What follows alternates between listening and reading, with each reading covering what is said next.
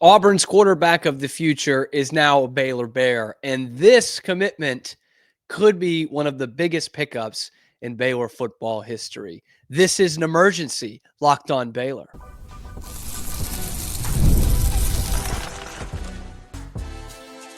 You are Locked on Baylor, your daily podcast on the Baylor Bears. Part of the Locked On Podcast Network, your team every day. Hello there, Bears fans. Welcome to an emergency episode of Locked on Baylor. Just a short here. I'm Cam Stewart of ESPN Central Texas and the Cam Show on YouTube. It's part of the Locked On Podcast Network where it's your team every day. Baylor does get that commitment out of the transfer portal from Walker White, the former five-star quarterback, top 3 recruit in the nation at that position last year. And yeah, Auburn's quarterback of the future, no more. He is a Baylor Bear. Now, it's important to remember with Walker White, when he was coming out of high school, Baylor was in that top 3. It felt like they were a little bit late to the party. They were going after he who shall not be named at the University of Oregon. And Sean Bell put together a good relationship with Walker White. They're just a little late to the party. And so he ends up going with Auburn. And with the portal these days, you never know when these kids are going to come back around. And 1 year later, here is Walker White, Baylor Bear. This is huge for Baylor. Most people will discount this. Some within, Baylor's fan base, a lot outside, because they'll say, really? Yes, for Robertson. Who cares? Kid's going to be a backup. Walker White is going to be the backup next year. But for the first time in a decade, you kind of feel you have your next few years sorted out at quarterback. Now, I know you might say, Cam, you just talked about the transfer portal and how quickly these things can turn, and this kid left after 1 year. There's always that. There's always that. And of course, we will see some Baylor quarterback enter into the portal within the next year. There's too many. But for the first time in almost a decade, you feel you have a succession plan in place at quarterback. And ironically enough, or coincidentally enough, the last time I felt you really had a good succession plan in place, a sure thing, was going from Seth Russell to Jarrett Stidham. And instead, Jarrett Stidham went to Auburn. And now it's Auburn's quarterback of the future that's going to come in and finally have a succession plan for the Baylor Bears. And I saw one of the burners had it out there, the 10-year trade is complete. Auburn got Ron Robertson, Jarrett Stidham. Baylor got Walker White and Davion Mitchell. I think it's worked out pretty well. I apologize for whoever that was that I can't shout out. But this is big time for Baylor. He's got 4 years of eligibility coming in. He was the number 3 quarterback recruit in America last year. You remember DJ Lagway? Remember Julian saying, yeah, okay, they're going to be getting Heisman hype, specifically Lagway. The guy right behind them was Walker White. 5-star guy, dual threat quarterback. I think we kind of forget that. He's a dual threat guy. It's in 4 years of eligibility, you're basically picking up a 5-star quarterback out of high school right now. And, Baylor Twitter would explode if that happened. That's what you just did. And trust me, I know Baylor fans are happy about this. I'm not trying to say they're not making enough of this. But this is a humongous deal that you have the offensive coordinator in place. You have a bunch of guys returning all on both sides of the ball for next year. And you have got your quarterback of the future right there. And you add all these playmakers through high school recruiting, right? Taz Williams and Michael Turner and Caden Knighton and all these guys. This is who's going to be throwing to them. Walker White, 5-star guy. This is huge for the Bears, and specifically the short-term future. But, in college football sense, the long-term future, 4 years of eligibility. This is a golden goose right here. And it finally feels good. I know most programs don't have that stability at quarterback 2, 3, 4 years down the line anymore because of the nature of college football these days. But again, it's felt like so long since Baylor's had that. Here it is again. Walker White, Baylor Bear. I can't stop saying it, man. Walker White, Baylor Bear. And for as much as it's going to be made of, him playing behind Sawyer Robertson this year, I think Sawyer Robertson has a lot to do with this. And I wasn't the one who tweeted it out. My friend and colleague, Matt Mosley, did.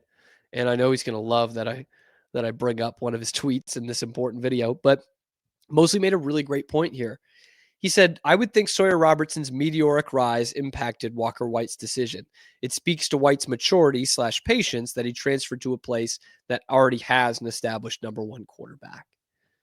The easy thing to nitpick there is that patience, I don't know. He did leave after 1 year at Auburn, but it did not look like the writing was on the wall for him to be the nailed-on starter for next year. And you could say that's a problem in college football these days, sure. But I think the other point in there is a really good one of Sawyer Robertson came to Baylor somewhere between wing and a prayer and heir apparent, right? He was not the heir apparent necessarily. He was still unproven. He was a guy who was a 4-star quarterback out of high school, but really hadn't taken many snaps at the college level. Very highly rated quarterback out of high school, goes to the SEC, doesn't get any playing time, and in some relative obscurity, he comes to Baylor. That sounds a lot like Walker White. Top 3 dual threat quarterback in the nation out of high school, SEC school, doesn't get much shine, doesn't get many snaps, and in relative obscurity, he goes to Baylor. Not obscurity for us, but the SEC people will be like, Walker White, whatever. They got Deuce Knight. He's not. In fact, I know Auburn fans will be in this comment section on YouTube saying he was not our quarterback of the future. That's what some of them will try to tell you. It's very much like Sawyer Robertson. And lest we forget, Sawyer last year did not look like he was ready for that offense, those reins. He comes in game 2 as the starter because Blake Shapen gets hurt. And flash forward a year later, he doesn't win the starting job again. Towards the end of the season, he's one of the best quarterbacks in the Big 12 and one of the best quarterbacks in the nation. And the situation that Sawyer Robertson went into is not nearly as good as the one Walker White's coming into right now. Remember, you're coming off a 6-7 season. A lot of the fan base wants a change at quarterback. You're coming in here in a brand new offense, the wide zone, after running an air raid style of offense basically your whole life and being recruited to do that for Mike Leach at Mississippi State. He had a great relationship with Leach. It's obviously a very sudden passing, and there's just a lot that's going against Sawyer Robertson in year 1 as the backup. Walker White coming in year 1 as the backup does not have nearly as much going against him. This is a good football team that's probably going to compete for the Big 12 championship next year. He's got a damn good quarterback ahead of him that he can learn from. And unlike Sawyer, not have to be like, is this the throw that Blake makes that makes him get benched? He doesn't have to worry about that. You can worry about, obviously being ready, but learning under the guy. It's an offense that's much more tooled towards a guy like Walker White than the wide zone would have been for Sawyer Robertson. And you've got one of the best offensive coordinators in the nation in Jake Spavital. And for all the turnover we're talking about at skill positions and wide receiver this year, it's fine because you've got a veteran quarterback in Sawyer Robertson. And Sawyer's going to be able to pick up a lot of slack. Those guys are going to be experienced by the time Walker White's there and actually playing at quarterback, because all the guys they brought out of the portal, with the exception of Prentice, I think have more than 1 year remaining, and you brought in a really good recruiting class for the class of 2025. So is Walker White going to play this year? No, probably not. Will he get that redemption game against Auburn week 1 of 2025? Probably not. But that sets you up for potentially 3 years of him starting after this. And it could be a crucial move for this program and for Dave Aranda's career to get a nailed-on, big-time prospect quarterback.